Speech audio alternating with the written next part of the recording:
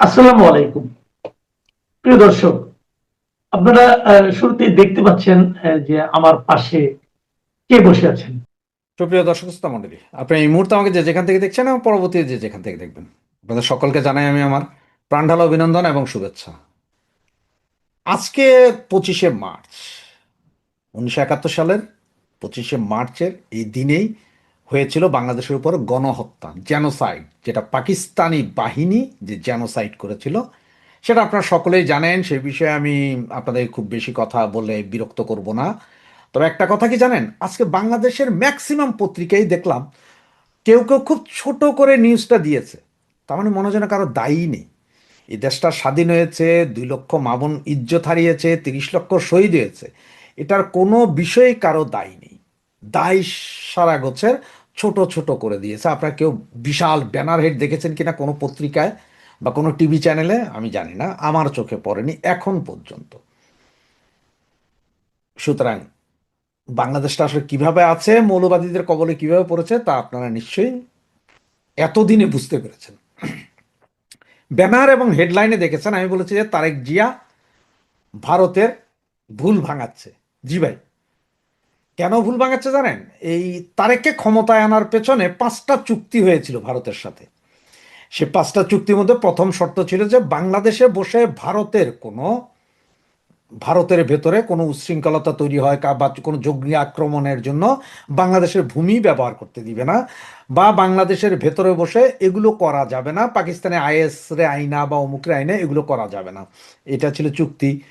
এরপরে চুক্তি ছিল যে নির্বাচনের পরে আপনার আওয়ামী লীগকে আনতে হবে, মানে রাজনীতি করার অধিকার দিতে হবে, বা শেখ হাসিনার বিরুদ্ধে যে মামলা হয়েছে ট্রাইব্যুনালে, যে মামলা মিথ্যা মামলা এবং যেই অবস্থা হয়েছে এগুলো সবগুলোকে উইথড্র করতে হবে। মামলা হইতে পারে পরিপূর্ণভাবে অন্যভাবে হবে, কিন্তু এই যে মিথ্যা সাক্ষী সবুত দিয়ে যা করা হবে এগুলো করা যাবে না।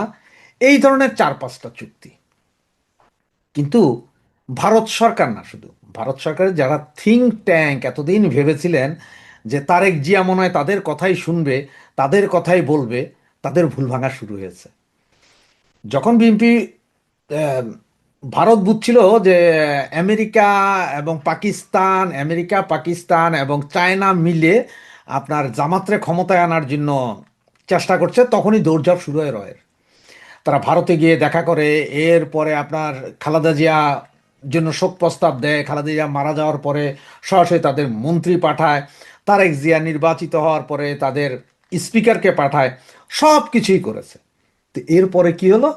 এরপরে এখন দেখা গেল যে সেই যেই কপাল সেই মাথা। আমাদের দেশের কথায় আছে একটা, যে কোয়াল হেই মাথা ঠ্যাং দিদি কোয়ালাতা, মানে পা দিয়ে কপাল হাতাইতেছে।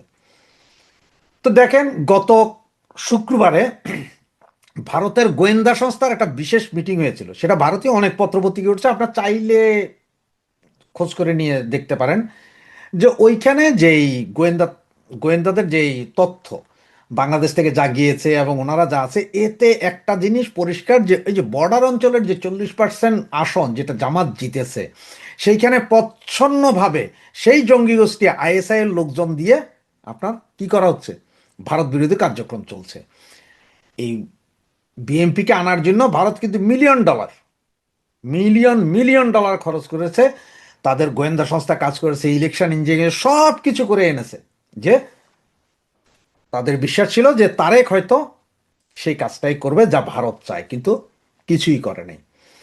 হঠাৎ করে নির্বাচনের পরে আওয়ামী লীগের কিছু নেতা যারা পালিয়ে আছে বিদেশে, তারা হঠাৎ করে আওয়ামী লীগ অফিস খোলার একটা হিড়িক ফালাইছিল। তখনও মানা করেছিলাম যে ভাইয়ারা এই কাজ করিস না, এটা বিএনপি, এটা কথা দিয়া কথা রাখবে না। তাতে কি হলো?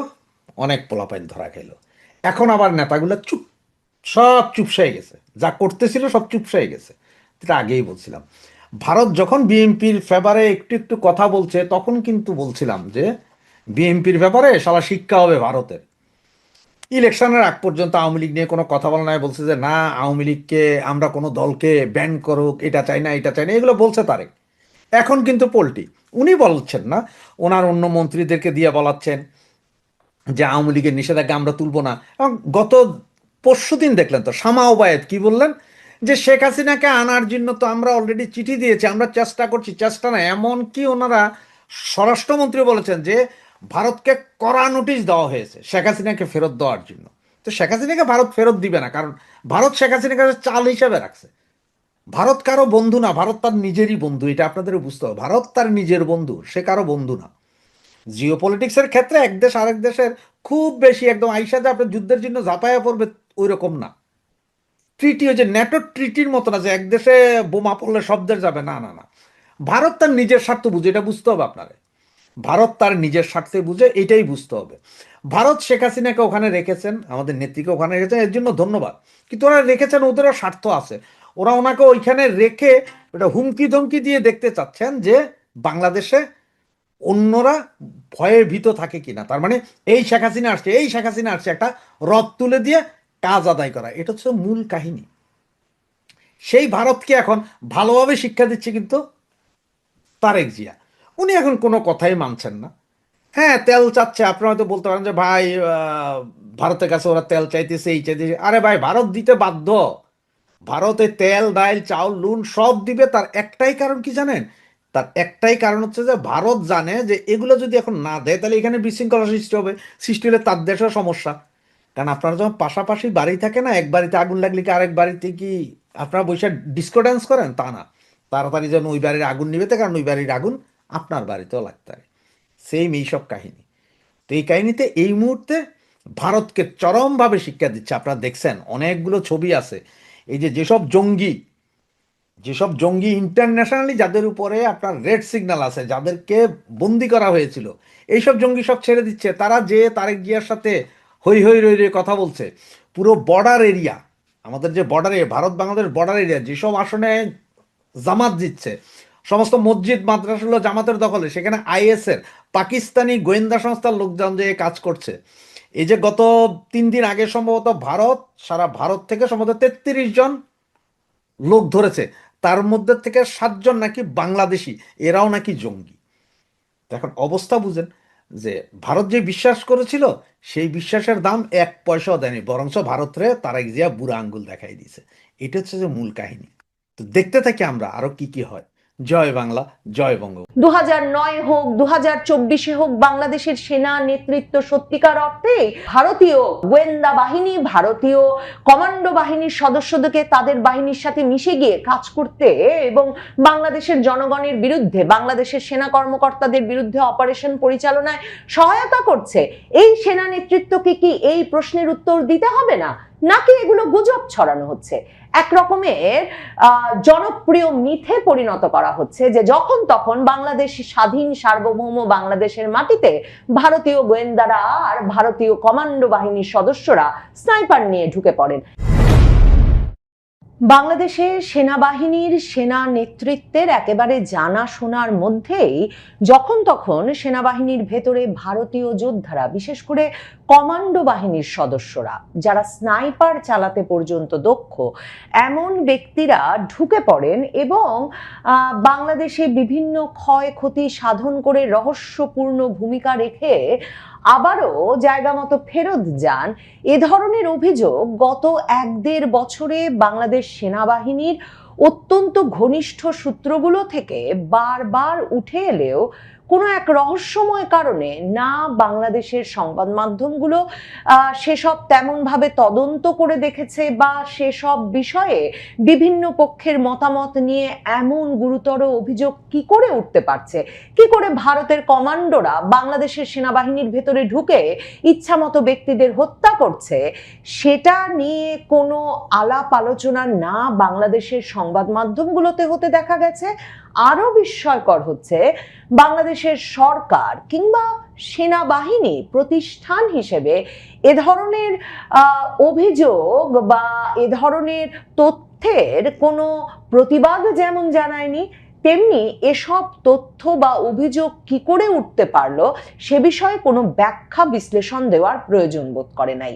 একটা তো আমরা সবাই লক্ষ্য করেছি যে বিডিআর এর দুঃখজনক ভয়াবহ নৃশংস হত্যাকাণ্ডের পর, যেখানে 57 জন সেনা কর্মকর্তা প্রাণ হারালেন, এরপর থেকে এমন একটা কানাঘুষা ছিল যে বিডিআর এর ঘটনার সাথে ভারত জড়িত, ভারত বাংলাদেশের সীমান্ত রক্ষী বাহিনীকে দুর্বল করে দিতে চেয়েছিল এবং বাংলাদেশের সেনাবাহিনীর মনোবল ভেঙে দিতে ভারতের এক রকমের অপতৎপরতা এবং ষড়যন্ত্রে 57 জন সেনা কর্মকর্তা খুন হয়ে গেছেন।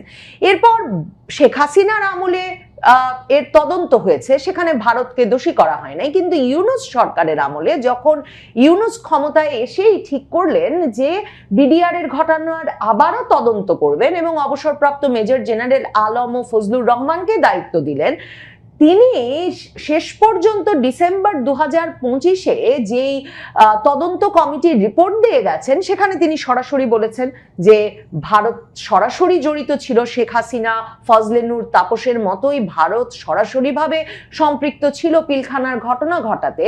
তার উপরে তিনি নিহত এক সেনা কর্মকর্তার বরাতে এবং সেই সেনা কর্মকর্তার স্ত্রীর বরাত সহ নিহত সেনা কর্মকর্তাদের অনেকের বরাতে তার তদন্ত রিপোর্টে একথা যুক্ত করেছেন যে সে সময় পিলখানার ভেতরে ভারতের বিভিন্ন ভাষায় এবং অ্যাকসেন্টে কথা বলছিলেন, সুরে কথা বলছিলেন, এমন সৈন্যরা ঘুরে বেড়াচ্ছিলেন।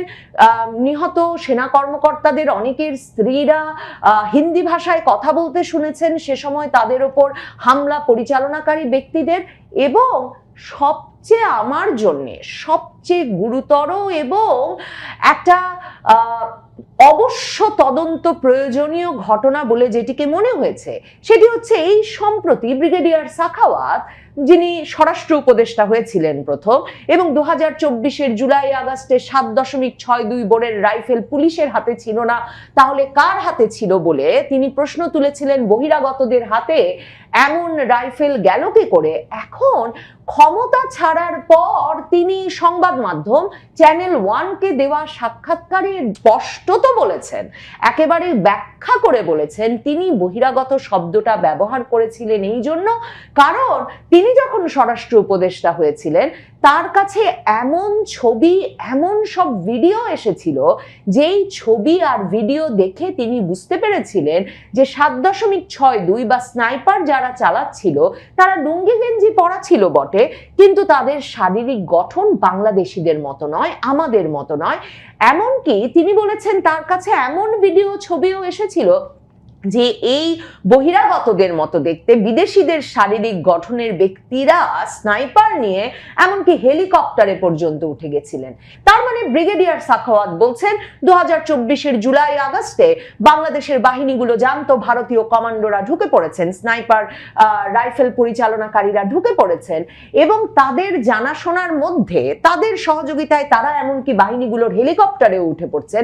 সে কথাটিকেও না বাংলাদেশের সংবাদ মাধ্যম, না সরকার, না সেনাবাহিনী কেউ গুরুত্ব দিচ্ছে না, কেউ কোনো প্রতিক্রিয়া দেখাচ্ছে না। অথচ তিনি অবলীলায় একজন মন্ত্রী পর্যায়ে থাকা ব্রিগেডিয়ার পর্যায়ের শীর্ষ সামরিক কর্মকর্তা, তিনি অবলীলায় সেটা সংবাদ মাধ্যমে বলে দিচ্ছেন। আবার অন্যদিকে সেই 2009 সালের ঘটনা থেকে এখন পর্যন্ত নিহত সেনা কর্মকর্তাদের পরিবারের সদস্যরা অভিযোগ করেই আসছেন যে পিলখানায় তারা ভারতীয় কমান্ডোদের উপস্থিতি দেখেছেন এবং সেটা তদন্ত প্রতিবেদনে শেখ হাসিনার পতনের পর ইউনূস সরকারের আমলে বেরিয়ে এলেও কেউ সে বিষয়েও কোনোভাবে খতিয়ে দেখছে না। সবচেয়ে বড় কথা, সেনাবাহিনী কোনো প্রতিক্রিয়া দেখাচ্ছে না। বাংলাদেশে তার মানে যখন ইচ্ছা ভারতীয়রা ঢুকছে, গুলি করছে, অস্ত্র নিয়ে ঢুকছে, আবার বেরিয়ে যাচ্ছে, নাকি এটা একটা মিথ? শুনে আসি ব্রিগেডিয়ার সাখাওয়াত কি বলেছেন তার সর্বসাম্প্রতিক সাক্ষাৎকারে। তারপর পিলখানার ঘটনায় সেনা কর্মকর্তার স্ত্রী কি বলছেন, তদন্ত রিপোর্ট কি বলছে, সেগুলো শুনে আসি। আর প্রশ্ন করা জরুরি মনে করি যে কি করে সেনাবাহিনী এই বিষয়টিতে কোনো প্রতিক্রিয়া দেখাচ্ছে না। How this 7.62 Chinese rifle used by civil cloth এর পিছনের ব্যাকগ্রাউন্ডটা কেউ আমাকে জিজ্ঞেস করেনি। আমার কাছে এমনও ছবি আছে যে সন্দেহজনক যে এরা কারা, এদের চেহারা, এদের গঠন আমাদের মতো না। মনে হচ্ছিল যে আমি তো বহিরাগত শব্দটা ব্যবহার করেছি। স্নাইপার, আমাদের দেশে স্নাইপার আছে, পুলিশেরও আছে, সেনাবাহিনী তো সবই আছে, কিন্তু এত অহরহ এইরকম ট্রেন স্নাইপার কয়েকজনকে তো আমরা দেখলাম হেলিকপ্টারে উঠানো হয়েছিল, তাদের চেহারা গঠন তো আমাদের মতো না। তার মানে কি বলছেন যে এটা বাইরে থেকে আসছে, দেশের বাইরে কেউ? তদন্ত না করতে বলা যাবে না, আমি তো তদন্ত করতে চেয়েছিলাম এগুলো। ব্রিগেডিয়ার সাখাওয়াত কিন্তু শুধুমাত্র ক্ষমতা ছাড়ার পর কথা বলেছেন তাই নয়, 2025-এ যখন 2024-এর 5ই আগস্টের বার্ষিকী পালনে সেনা কর্মকর্তাদের সঙ্গে এক সভায় মিলিত হয়েছিলেন, তখনও ব্রিগেডিয়ার সাখাওয়াত বলেছিলেন সেনা গোয়েন্দা সংস্থা জানতো যে সে সময় প্রকাশ্যে স্নাইপার রাইফেল পরিচালনাকারীরা ঘুরে বেড়াচ্ছেন এবং তাদের কাছ থেকে তিনি ফোন পেয়েছিলেন যে একেবারে ক্যান্টনমেন্টের লাগোয়া যে জাহাঙ্গীর গেট এলাকায় মহাখালীতে, সেখানে তারা যখন মিছিলের জন্য প্রস্তুত হচ্ছিলেন তখন তাকে সেনা গোয়েন্দা সংস্থা ডিজিএফআই থেকে ফোন করে বলা হয় তিনি ওই অবস্থায়, মানে ওই সেনাবাহিনীর লাগোয়া ওই এলাকাতেও তিনি এবং অন্যান্য সেনা কর্মকর্তারা স্নাইপার বাহিনীর টার্গেটের মধ্যেই আছেন। তাহলে সেই সেনা গোয়েন্দা সংস্থার কর্মকর্তাকে খুঁজে কেন জানতে চাওয়া হচ্ছে না, কিংবা ব্রিগেডিয়ার সাখাওয়াতের হাতের সেসব ছবি ভিডিও কেন খতিয়ে দেখা হচ্ছে না, যেসব ছবি ভিডিওতে তিনি দেখেছেন যে বিদেশি শারীরিক গঠনের ব্যক্তিবর্গ বাহিনীর হেলিকপ্টারে, কোন বাহিনীর হেলিকপ্টারে বিদেশি শারীরিক গঠনের ব্যক্তিদের ওঠানো হয়েছিল, তাদেরকে কেন জিজ্ঞাসাবাদ করা হচ্ছে না? কেন যেসব ছবিতে তিনি বিদেশি শারীরিক গঠনের স্নাইপার রাইফেল পরিচালনাকারীদের দেখেছেন সেসব ছবি ভিডিও খতিয়ে দেখার কেন সিদ্ধান্ত বাংলাদেশের সেনাবাহিনী কিংবা বাংলাদেশের সরকার এখনো নিচ্ছে না? আলম ফজলুর রহমান, অবসরপ্রাপ্ত মেজর জেনারেল, তিনি যে তদন্ত কমিশনের রিপোর্ট জমা দিয়েছেন ইউনূস সরকারের হাতে ডিসেম্বর মাসে, যেটি পরে কিন্তু ইউনূস সরকারও আনুষ্ঠানিকভাবে প্রকাশ করেন, কিন্তু মেজর জেনারেল আলম ফজলুর রহমান তার কমিশন সহ বসে সংবাদ সম্মেলনের মাধ্যমে কমিশনের পূর্ণাঙ্গ রিপোর্ট জমা দেওয়ার আগেই তাদের মূল যেসব ফাইন্ডিং সেগুলো যেহেতু তুলে ধরেছিলেন সেগুলো তখনই সংবাদ মাধ্যমে চলে এসেছিল। সেখানে তারা বলেছেন যে ভারতীয় গোয়েন্দা সংস্থা রর 24 জন কর্মকর্তা সরাসরি এই হত্যাকাণ্ডের পরিকল্পনায় জড়িত ছিলেন। সেখানে তারা বলেন যে ঘটনার মাস কয়েক আগেই তৎকালীন সংসদ সদস্য ব্যারিস্টার ফজলে নূর তাপস বিডিআর এর কয়েকজন কর্মকর্তার সঙ্গে পিলখানার কেন্দ্রীয় মসজিদে বৈঠক করেন এবং সেখানে পরে তাপসের বাসায় শেখ ফজলুল করিম সেলিমের উপস্থিতিতে বিডিআর সদস্যদের আরো কয়েকটি বৈঠক হয় এবং তদন্ত রিপোর্টে বলা হয় পরে সোহেল তাজ এবং শেখ সেলিমের উপস্থিতিতে ভারতের গোয়েন্দা সংস্থার 24 জনের একটি দল বৈঠকে অংশ নেয় এবং সেখানে কর্মকর্তাদের হত্যা করার সিদ্ধান্ত নেওয়া হয় এবং তাপসকে অভিযুক্তদের নিরাপদে পলায়নে সহায়তার দায়িত্ব দেওয়া হয়। তো 24 জন গোয়েন্দা সংস্থার কর্মকর্তারা এসে শেখ তাপস, শেখ সেলিম, সোহেল তাজ এদের সঙ্গে মিলে সেনা কর্মকর্তাদের হত্যার পরিকল্পনা করেছেন, সেটা এই তদন্ত রিপোর্টে এসেছে। শুধু তাই নয়, এই তদন্ত রিপোর্টে বলা হয় যে শুধুমাত্র পরিকল্পনা স্টেজে তারা ছিলেন না, বাস্তবায়ন করতে রীতিমতো ন্যাশনাল সিকিউরিটি গার্ড ভারতের এনএসজি সদস্যরা, যেটা গুগল করে দেখলাম এই এনএসজি সদস্য মানে হচ্ছে কমান্ডো বাহিনীর সদস্য, যারা একেবারে সুনির্দিষ্ট অপারেশন চালাতে কোনো এলাকায় যায় এবং সবচেয়ে ক্ষিপ্রতায় সবচেয়ে দক্ষতার সাথে ওই অপারেশন পরিচালনা করে চলে আসে। তো এই তদন্ত কমিশনের রিপোর্টে বলা হয়েছে বিডিআর এর যে বিদ্রোহ শুরু হওয়ার পর ক্যাপ্টেন তানভীর হায়দার তিনি তার স্ত্রী তাসনুভা মাহাকে ফোন করে পিলখানায় ভারতীয় এনএসজি সদস্যদের উপস্থিতির কথা জানান। এই যে নিহত ক্যাপ্টেন তানভীর হায়দার নূরের স্ত্রী তাসনুভা মাহা, তিনি কিন্তু বারবার বছরের পর বছর ধরে বলে আসছেন তিনি বিডিআর এর পোশাক পরা অন্তত 3 জনকে হিন্দিতে গালাগালি করতে শুনেছেন। 3 মার্চ 2009 প্রথম বলি পিলখানাতে আমি যখন যে রুমে বন্দী ছিলাম সেই রুমে আমাকে যারা ধরে নিয়ে যায় তাদের মধ্যে 3 জন হিন্দি ভাষা বলছিল, যার জন্য তারেক সিদ্দিকীর মুখে আমার গায়ে হাত পর্যন্ত তোলে। এই কথা আমি মঈনুল আহমেদকে বলছি, তৎকালীন শহীদ পরিবার সহায়তা কেন্দ্রের যতগুলো অফিসার ছিল তাদের সবাই জানে আমাকে এর জন্য অনেক অপমানের শিকার হতে হয়েছে এই পর্যন্ত। এবং সেদিন পিলখানায় হিন্দি, পশ্চিমবঙ্গীয় টানে বাংলা এবং অচেনা ভাষায় কথোপকথন শোনার কথা একাধিক সাক্ষী জানিয়েছেন বলে বিডিআর এর এই যে তদন্ত কমিশনের রিপোর্ট আলম ও ফজলুর রহমানের, যেটা সরকার এখন পর্যন্ত প্রকাশ করে নাই, আর তারেক রহমান সরকার এটা গ্রহণ করবে নাকি আবার নতুন করে তদন্ত করবে সেটাও পরিষ্কার করেন নাই।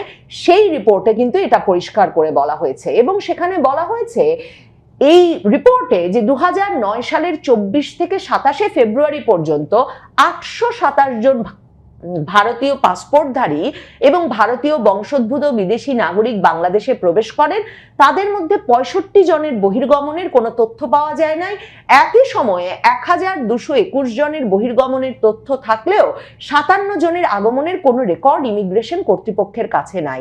বিষয়টি আরো তদন্তের প্রয়োজন রয়েছে বলে কমিশন বলেছে। এছাড়াও বিদেশি ভাষা শোনা, বহিরাগতদের পলায়ন, কল তালিকায় বিদেশি নম্বর, ক্যাপ্টেন তানভীরের শেষ কথোপকথন সহ বিভিন্ন তথ্যকে আলম ও ফজলুর রহমানের কমিশন প্রতিবেদনে ভারতের সংশ্লিষ্টতার প্রমাণ হিসেবে উল্লেখ করেছে।